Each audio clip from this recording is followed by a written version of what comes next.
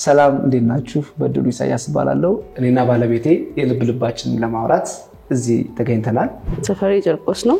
በልጅነትሽ በጣም ቱር አድርገሻል። ሰፈር ውስጥ ሞናሊዛ ስለሆንሽ 4 አመት ጠበቀኝ። ለኔ ቻሌንጅ ነው። ቤተሰብ ለቤተሰብ ራሱ እኔ እናንተ እንደተግባባ ነው እነሱን ማግባባት ከባድ ነበር።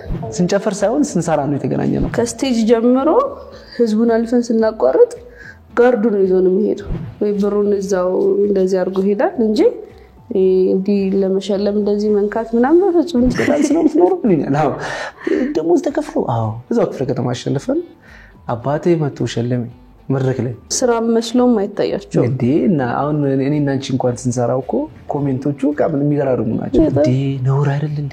ቱርክ ፊልም ላይ እኔ ካረኩኝ በኋላ ነው በሰርፕራይዝ ፊኛ ምናምን ሲያደርጉ ያየሁት። ይሄ ተባላየው ደግሞ